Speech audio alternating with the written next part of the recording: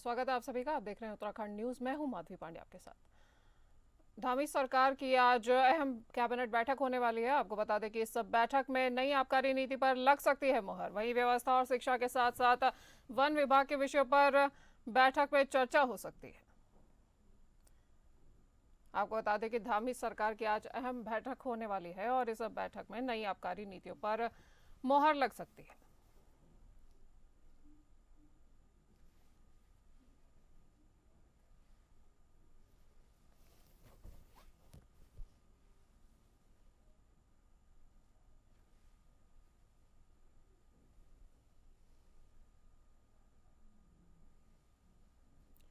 आप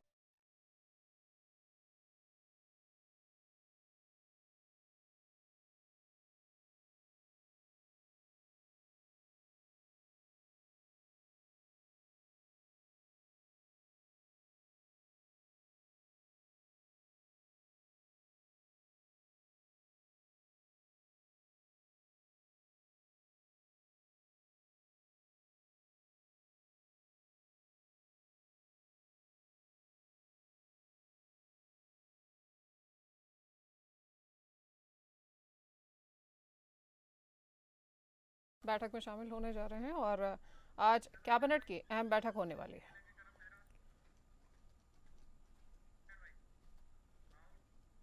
उत्तराखंड के माणा क्षेत्र में आए एवालांच में लगभग 56 मजदूरों के बर्फ में फंसने की वजह से काफी दिक्कतों का सामना करने के बाद उन्हें रेस्क्यू किया गया है। इसमें 46 लोगों को सकुशल निकाला गया है और 8 लोगों की मृत्यु हो गई है। इस पूरे घटना में कांग्रेस ने सरकार को घेरने का काम किया है। वहीं उत्तराखंड प्रदेश अध्यक्ष करण मारा ने कहा कि इसे हाई एल्टीट्यूड वाली जगह पर ज्यादा ध्वनि तक वर्जित होती है, लेकिन उस पूरे क्षेत्र में बिना रोक टोक के काम चल रहा था। हैवी मशीनों द्वारा वहां काम किया जा रहा था। मौसम विभाग द्वारा अलर्ट भी जारी किया गया है, लेकिन उसको हल्के में लिया गया है, जिस कारण 56 लोग हादसे का शिकार हुए हैं। ऐसे में जो भी संबंधित अधिकारी हैं उनके खिलाफ कार्यवाही होनी चाहिए।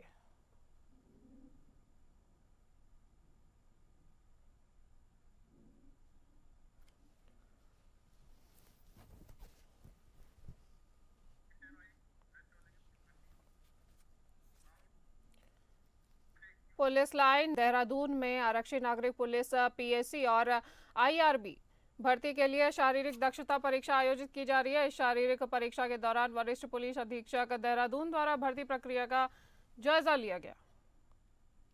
इस दौरान एसएससी देहरादून ने शारीरिक दक्षता परीक्षा में सम्मिलित अभ्यर्थियों का मनोबल बढ़ाते हुए उन्हें दक्षता परीक्षा में अच्छा प्रदर्शन करने के लिए अपनी शुभकामनाएं दी हैं। साथ ही अभ्यर्थियों के समक्ष खुद बॉल थ्रो कर उनको प्रोत्साहित भी किया है।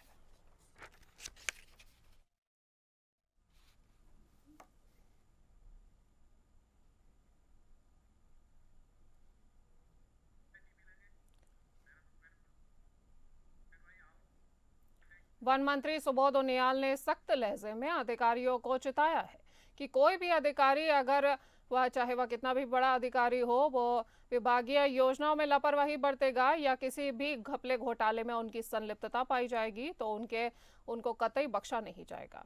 आपको बता दें कि सरकार का सीधा संदेश है कि पारदर्शिता और प्रभावी ढंग से विभागों की कार्य प्रणाली की हो। कोई भी शिकायत अगर जांच में सही पाई जाती है तो सरकार बड़ी से बड़ी कार्यवाही से पीछे नहीं हटेगी और विगत दिनों में इसका उदाहरण भी उन्होंने पेश किया है। उच्च पदों से लेकर निम्न पदों तक बैठे ऐसे अधिकारी कर्मचारियों जिन्होंने अपने पद का दुरुपयोग करते हुए गड़बड़ियां की हैं, उनको निलंबित भी किया गया है और अभी भी विभागीय कार्यवाही उन पर गतिमान है। लिहाजा आगे भी शक्ति के साथ ऐसे लोगों से निपटा जाएगा जो विभागीय योजनाओं को पलीता लगाने का काम करेंगे।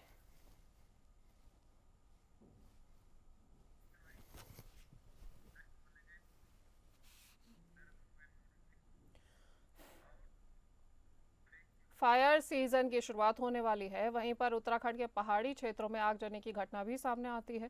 आपको बता दें कि इस आगजनी से कई हेक्टेयर जमीन भी जलकर खाक हो जाती है और साथ ही जंगली जानवरों को भी अपनी जान गंवानी पड़ती है। इसको देखते हुए लेकर वन मंत्री सुबोध उनियाल ने कहा है कि सरकार लगातार प्रयास करती है कि ऐसी घटनाएं कम हो और इसी नतीजा है कि बीते वर्षों वनाग्नि की घटनाएं कम हुई है। कैबिनेट मंत्री ने कहा कि पहली बार सरकार ने यह फैसला लिया है कि अब हर जिले में एक अधिकारी को मॉनिटरिंग के लिए नियुक्त किया जाएगा जो सभी घटनाओं का अपडेट लेगा।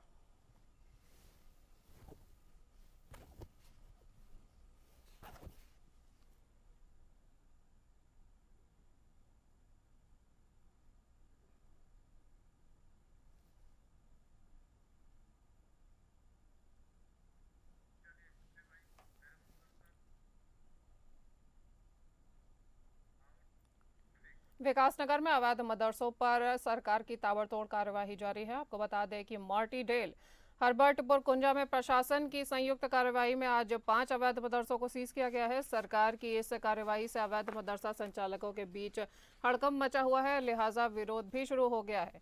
सरकार पर एक पक्षीय कार्रवाई के आरोप लगाए जा रहे हैं। हैरानी की बात यह है कि अवैध मदरसे कुछ घरों से भी संचालित किए जा रहे थे जिनमें हिमाचल प्रदेश एवं स्थानीय बच्चे दीनी तालीम पा रहे थे। वहीं सरकार द्वारा इस कार्यवाही में एमडीडीए को शामिल करने पर आशंका जताई जा रही है। इस तरह के मामलों में भविष्य में बुलडोजर की कार्यवाही भी देखने को मिल सकती है।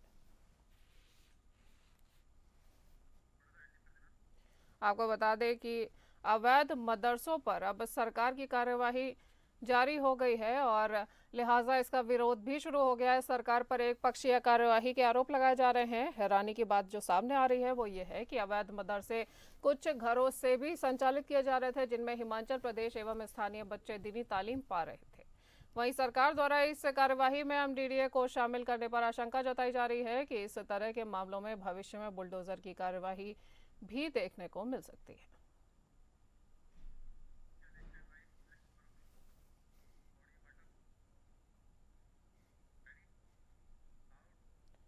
गर्मियों का सीजन शुरू होते ही अब नगर पालिका वाटर एटीएम पर भी अपनी निगरानी बना रही है और उसको दुरुस्त करने का काम भी शुरू किया जा रहा है। नगर पालिका अध्यक्ष हिमानी नेगी ने बताया कि उनके संज्ञान में भी ये बातें आई थी कि क्षेत्र में लगे वाटर एटीएम की स्थिति बदहाल बनी हुई है जिन्हें संस्थान के साथ मिलकर सही किया जाएगा। नगर पालिका अध्यक्ष ने बताया कि गर्मियों का सीजन शुरू होते ही क्षेत्र में पानी की किल्लत शुरू हो जाती है जिसे कम करने के लिए क्षेत्र में लगे वाटर एटीएम को दुरुस्त किया जा रहा है। साथ ही पानी के टैंकरों की व्यवस्था भी की जा रही है जिससे क्षेत्र में पानी की समस्या ना हो सके।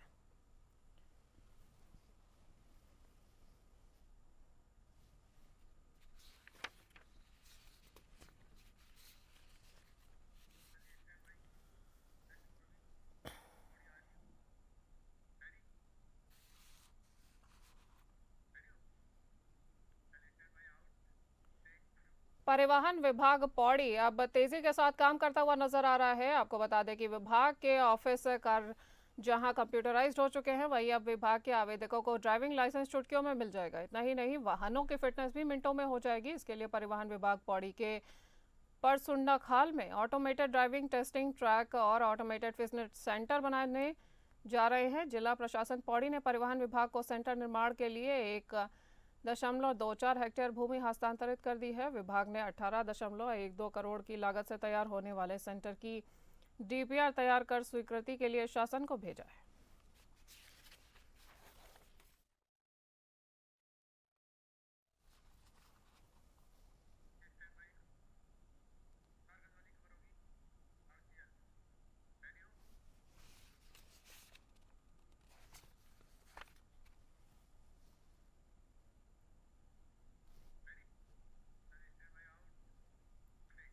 नगर के नजदीक तुर्का तिसौर गांव में लोग आजकल दहशत के साथ जीने को मजबूर हैं। गांव के पास से बहने वाली कैलाश नदी में आरसीएल कंपनी द्वारा रिवर ट्रेनिंग के तहत उप जिलाधिकारी स्तर से मिट्टी खनन निकासी के पट्टे लिए गए थे। नेशनल हाईवे कार्य आरसीएल कंपनी को दिया गया है। ये कंपनी अभी मिट्टी डालने का कार्य कर रही है और तुर्का तिसौर गांव के नजदीक बहने वाली कैलाश नदी से आरसीएल कंपनी लगातार पिछले 3 माह से मिट्टी खदान कर चुकी है और मिट्टी खदान करते करते आरसीएल कंपनी गांव के नजदीक पहुंच चुकी है। गांव के नजदीक नदी में बड़े बड़े खड्डे और नदी का कटाव गांव की तरफ देख ग्रामीण दहशत में है और पिछले कई दिनों से ग्रामीण इसका विरोध भी करते हुए नजर आ रहे हैं। आपको बता दें कि नगर के नजदीक तुर्का तिसौर गांव में दहशत का माहौल फैला हुआ है क्योंकि गांव के पास से बहने वाली कैलाश नदी में आरसीएल कंपनी द्वारा रिवर ट्रेनिंग के तहत उप जिलाधिकारी स्तर से मिट्टी खनन निकासी के पट्टे लिए गए थे। नेशनल हाईवे कार्य आरसीएल कंपनी को दिया गया है। ये कंपनी अभी मिट्टी डालने का कार्य कर रही है और तुर्कातिसौर गांव के नजदीक बहने वाली कैलाश नदी से आरसीएल कंपनी लगातार पिछले 3 माह से मिट्टी खदान कर रही है और मिट्टी खदान करते करते आरसीएल कंपनी गांव के नजदीक पहुंच चुकी है। गांव के नजदीक नदी में बड़े बड़े खड्डे और नदी का कटाव गांव की तरफ देख ग्रामीण दहशत में है। पिछले कई दिनों से ग्रामीण इसका विरोध कर रहे हैं।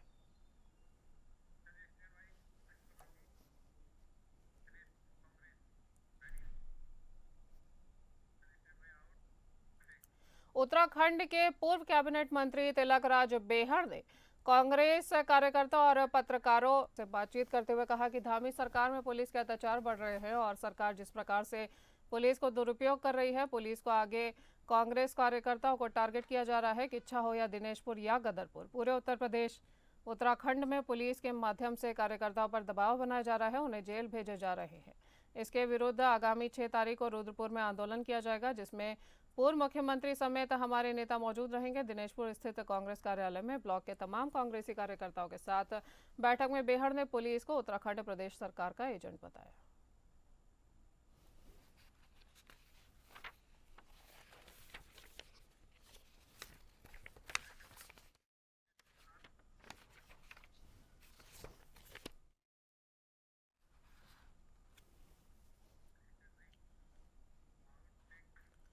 बागेश्वर के ग्रामीण क्षेत्रों सहित नगरीय क्षेत्रों में भी गुलदार की चमक देखने को मिली है। आपको बता दें कि इससे दहशत बनी हुई है। बागेश्वर वन क्षेत्र के अंतर्गत भिलौना के समीप ग्राम कफोनी में पिछली रात एक गुलदार द्वारा ग्रामीण के मकान के रसोई घर में घुसकर महिला और उसकी बेटी को घायल कर दिया है।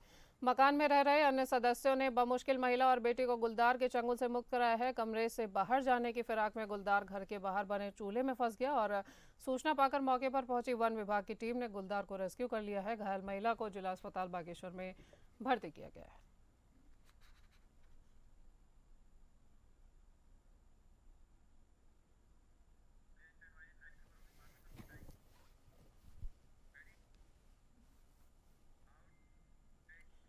बागेश्वर के कपकोट में 112 में दी गई सूचना पर आई पुलिस ने एक ग्रामीण की बेरहमी से पिटाई कर दी है, जिसकी शिकायत उत्तम सिंह ने जिलाधिकारी आशीष भटगई और पुलिस अधीक्षक चंद्रशेखर घोड़के से की है। उत्तम सिंह का कहना है कि उनका अपने परिवार के साथ विवाद हो गया था, जिससे उनके बेटे द्वारा 112 में सूचना दी गई थी। सूचना पर पहुंची पुलिस उनके घर पर आई और उनको मारते हुए थाने तक ले गई। उनकी मां द्वारा उनको बचाने का प्रयास भी किया गया, लेकिन पुलिस कर्मियों द्वारा उनकी मां को धक्का दे दिया गया, जिससे उनकी मां के पैर में चोट भी आई है। साथ ही थाने में भी उनके साथ पुलिस ने बेरहमी से पिटाई की है, जिससे उनके शरीर को गंभीर चोटें आई है।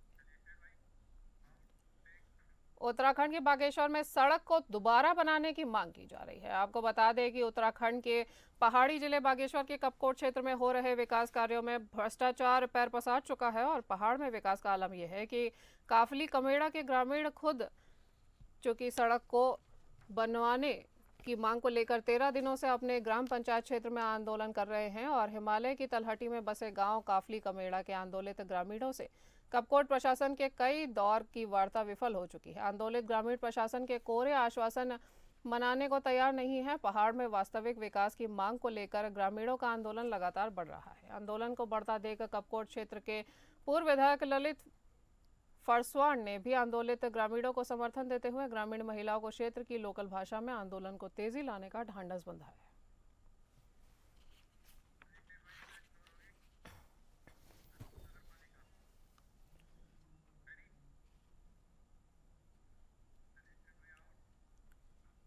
बात करेंगे जसपुर नगर पालिका की, जहां पर नए चेयरमैन और सभासद बन जाने के बाद नगर पालिका क्षेत्र में विकास कार्य शुरू हो गया है। लेकिन नगर पालिका क्षेत्र में कई जगह ऐसी भी हैं जहां ठेकेदार नगर पालिका को पलीता लगाते हुए नजर आ रहे हैं।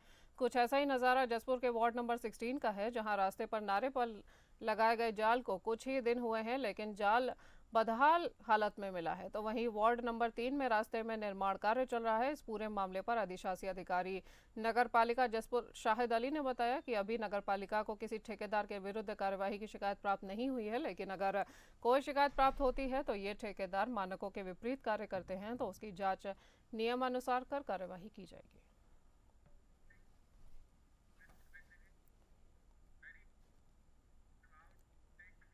रुड़की में वाहन चेकिंग की जा रही थी, तभी सामने से आती हुई एक मोटरसाइकिल दिखाई दी, जो पुलिस चेकिंग को देखकर बाइक वापस मोड़कर भागने लग गए, जिस पर पुलिस द्वारा उनको रोकने का प्रयत्न भी किया गया, पर बदमाशों ने पुलिस पर फायरिंग कर दी। पुलिस की जवाबी कार्यवाही करने पर एक बदमाश को गोली लगने से उस घायल हो गया है, जबकि 2 अन्य बदमाश मौके से भाग निकले हैं। पुलिस ने बदमाशों का पीछा करते हुए भाग रहे दोनों बदमाशों की घेराबंदी कर गन्ने के खेतों से बदमाशों को दबोच लिया है।